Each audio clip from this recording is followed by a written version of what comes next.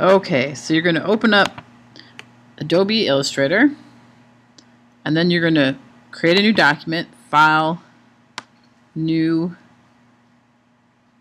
and if you notice there's the little command symbol by the end, that means new.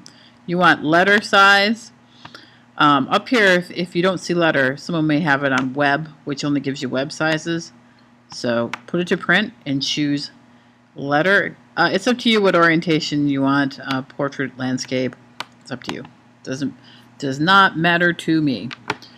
Okay, so now you're going to go over here to your toolbar, which is hopefully here. If not, you can say Window, Workspace, and change the typography, and your toolbar should come up. Also, if your toolbar is not looking like my toolbar, you can click these little double arrows so it lines up like mine. If you prefer to have it this way, that's fine with me. That's your choice. Alright, so we have a blank document. Now we're going to choose the type tool.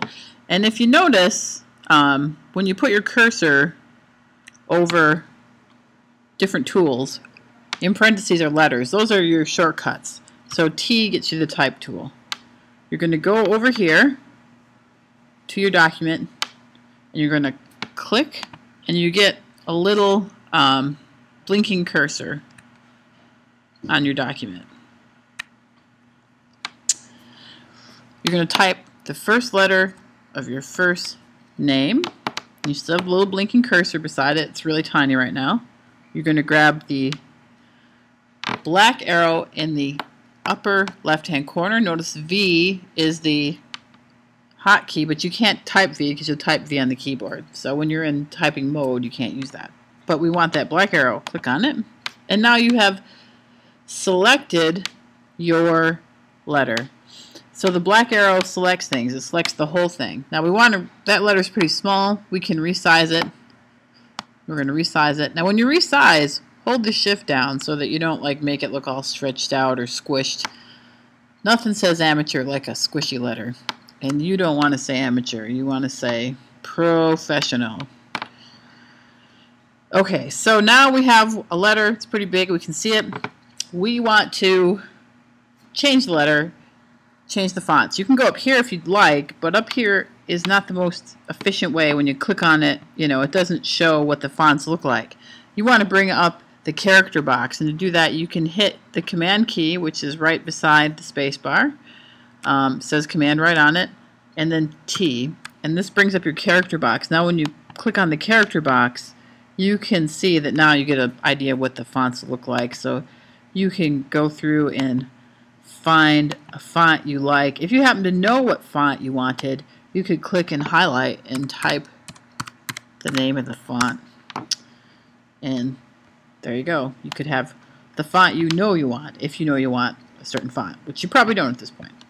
Alright, so now I have my my lovely P, and this line underneath it means it's still a font. I can still change what kind of font it is. I can still type different letters. That's great, but a problem you can run into with fonts is, and I'll demonstrate this, is that fonts rely on a folder in your fonts folder in your computer. That wasn't the clearest thing I said. Fonts look for they're looking for the certain fonts in your fonts folder. So right now I'm going to open this document and see it says font problems, because it's looking for Gill Sans, which is not there. It's looking for Helvetica New, which is not there. It's looking for FFTUSJ Bold, whatever that is. It's not there. So the document will not open correctly because it doesn't see those fonts installed on your computer. And if I open it, you can't necessarily tell that it's wrong, but I can tell that, like right here, that's not the correct font. That's not the correct font. These aren't right. There's a way around that, and that is to create outlines. If you go Type, Create Outlines, it now, if you look at your letter, has put little dots all around it. These are the points used to construct the letter. This is now an independent entity. It's independent of the fonts folder. And you can also change it around and edit it. You can no longer change the font You can see if I change to fonts, nothing happens because it's not a font anymore. It's like a drawing. So we're going to go over now to our, we were in the black arrow, we're going to go to the white arrow, which is the direct selection tool, or A on your keyboard. So we hit the white arrow. Now notice as I move the white arrow around, there's a little black dot beside it, is that when I get to a point, that arrow is going to turn, the little point's going to turn white. So when I click, I can grab that point, because that's one of the points used to construct this letter. If you think of it kind of like, if anybody remembers Tinker Toys, these are like the little hubs, and the rest are the sticks you put between it and the Tinker Toys. Alright, so there we go. So I've just made it a lot longer. If you try and edit it, and there we go, let me select it. Now if you try and edit it now and use the white arrow, nothing, you'll just move it around, because notice all the points are now filled. That's meaning they're selected. So if I go over here and click with the white arrow, you have to click the individual point. See, now they're white and just this one is selected. So if it's all selected with a black arrow and then you try to use the white arrow, nothing is going to happen. Well, I don't really feel like I'm a great fontographer, a person who makes fonts. I'm not great at that. So I'm just going to undo this so my letter is back to its normal state. So there we go. Now I can open that in any computer, and whether or not the original font is there will not matter. It's no longer a font. So I'm going to do the same thing. I'm going to choose the first letter of my last name. Again, it's awful tiny, so I'm going to hold the shift down. Always hold that shift down. And I'll pick a different font. That's a little, I wonder if the capital one's better.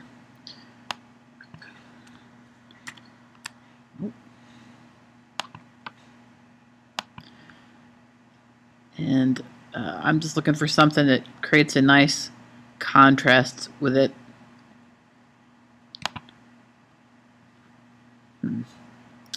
That's not a great contrast. No, sir. Ick.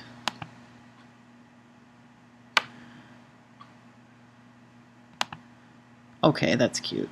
Now I'm going to create outlines. Type create outlines. And move it to a nice little location here.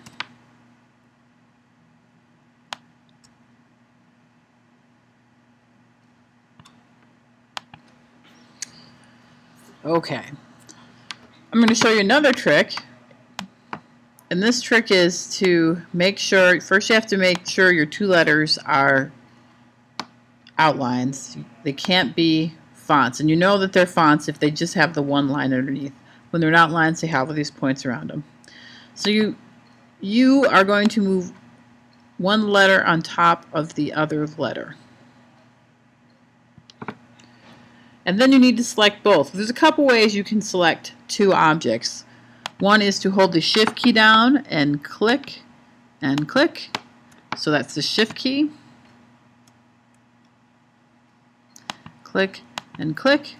The other is to click and hold down with the mouse. You're on that black arrow again, the selection tool that selects everything, and to draw a box out. And now you've selected all that. We're now going to go to a fun tool called the Pathfinder. So go to Window, Pathfinder. If there's a little check by it, the Pathfinder's open. If you have a lot of windows open, sometimes it's nice to uncheck and go back and recheck. It'll bring your window to the front. The Pathfinder takes two objects and changes the way that they intersect. So as you move your cursor over it, you can see that it'll tell you exactly what it does, like unite. Well, I don't want to unite that. There's not much sense. Minus front. Maybe that could work. Intersect, exclude, divide, trim, merge, crop, outline, and minus back. So sometimes it's easier to combine two objects or two shapes and either, break them apart or unite them to make the shape you want. For this particular effect, we're going to choose this one right here, the exclude. So you're going to hit exclude, and it knocks out the area that was overlapping. However, when you use your white arrow and you click and move, you can see it's broken it into pieces. If you don't like what has happened, or at any point you want to undo something you've done, you hit that command key, the one that's right by the space bar, and you hit command Z. It's nice with Illustrator, you can keep going back. Photoshop, you have to go to the history palette after one mistake. Alright, I'm going to put that back here.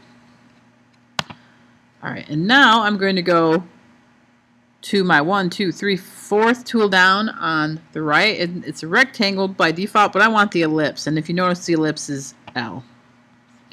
The ellipse is a fancy word for the tool that makes circles. Before I draw my circle, let's go to our toolbar and look here. We've been making letters, and the fill has been black, and what's called the stroke is got a red line through it, meaning there is no outline on our object. There's no stroke on our object. I'm going to set this circle to the default. This is your default fill and stroke down here. Notice there's a little D, so you could hit D on the keyboard or you could click it. So now, when I draw my circle out, it's going to be filled with white, and it's going to be stroked with black. So, alright. If I want to keep it a perfect circle, which I do, I can hold down that Shift key. Shift keeps your proportions nice and pretty instead of all wonky. So there we go. There's my circle. Nice and perfect. So you can see the black outline here. That's the stroke. If we go up here, you can see where it's the stroke that it's 1 point in width. You can make it thicker. You can make it really stupidly thick. That's probably not very useful, but it is for illustration purposes, not really so much for design. I'm going to make mine, let's see, 14 points maybe? Okay, that seems good. Alright, so now I want this over this, so I'm going to move it on top of here. Need it to be a little bigger. I'm going to hold that shift down while I resize. Okay, there we go. Holding that shift down when you resize, just make that second nature, because you just don't want ugly stretched things. So now that circle is covering everything up. That's because as you make things, when on Illustrator, on your document, as you make things, they go one on top of the other. So this is on top of everything else because it's the last thing we made. There's a couple solutions to that. One is to say object, arrange, send to back, and it'll send that circle all the way to the back. Now we can see my letters. I'm going to hit Command Z and undo that and bring that to the top again. Another thing I can do is if we go down here to our toolbar, I can take the fill, which is white, and I can click this box with a red slash through it and say none. So instead of having this circle filled with white, I can have it filled with nothing. And since it's filled with nothing, we can see through it. Okay. I'm not happy quite with the way that fits. I'm going to fit my circle in a little better.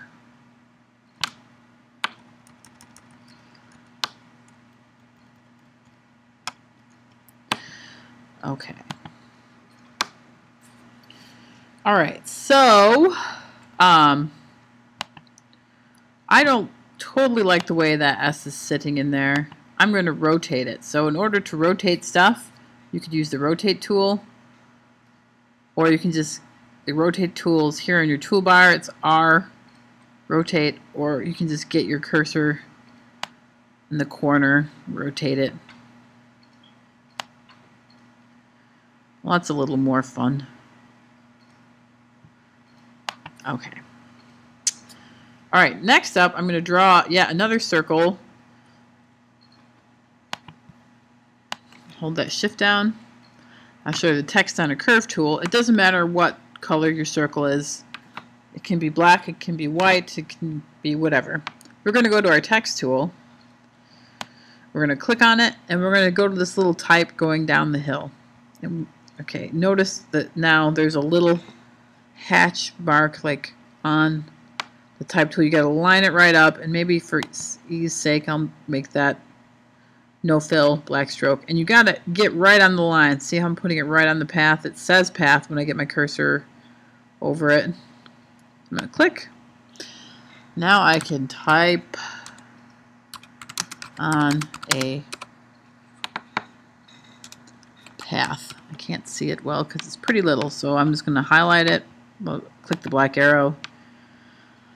I can make it a bigger point size, and I think I'll make it a little easier to read. Alright, and then if I want, I can move it around with this little fella here, this little blue line. I can put it on the inside too. This is like real jumpy. It's kind of a pain, but that's how you do it. Woo! Alright, so this is my type on a path. Alright. I am going to type another letter P. Woo! No, we just want you. There we go. And I'm going to resize it. Holding that shift down.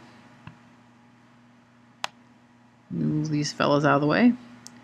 I am going to choose. Whoa! That's not a P. That font is wacky. Let's try this font. That's better. Ooh, but I want it to be a closed shape. We'll just choose a plain one. Alright. Now I'm going to say type.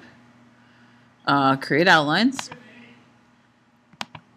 A lot of these are complex paths, and you can break them up. So I'm going to say object, compound path, release. And it just, you can see the different shapes in there.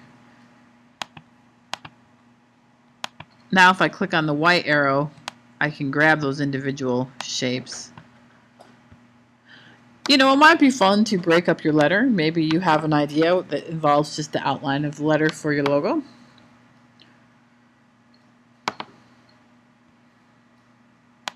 And let me select that. Another sort of interesting thing you can do is use your brushes. So let's go Window, Brushes. There's going to be a ton of different brushes in here.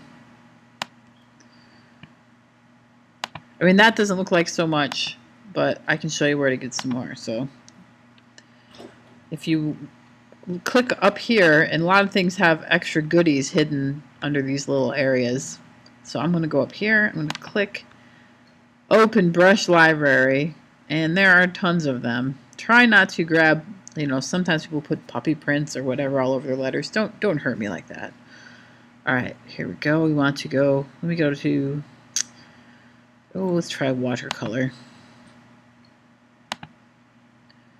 We got a watercolor letter, messy letter. Notice that they're, as I click on these, they're being added to my regular brush libraries. If they're in your regular brush libraries, if you're using them, you can then double click on them and you can edit them. So that's too thick, so I'm going to hit preview because it's not on there by default, and I'm going to make that brush stroke really small so it actually looks like something, and hit OK. Apply the strokes. As a little aside, since I haven't actually talked about it, I'm going to just show you how to use the magnifying glass, the zoom tool. You've probably all used it, but just in case you don't, it's a little different here. I'm guessing it's not, but I only use Max, so what do I know? You get the plus, you click. If you really want just one thing, you can click and drag a box around it, and it'll just put that on your screen. To zoom out, you can hold the option down, and you can get the minus and click, or I like to hit Command 0, not Command O. O is the open. I want Command 0, and that centers your page right back on your screen. So that is a very easy way to zoom in or out. You can also hold the command and hit the plus and minus to go in and out. Okay, that's some of the basics.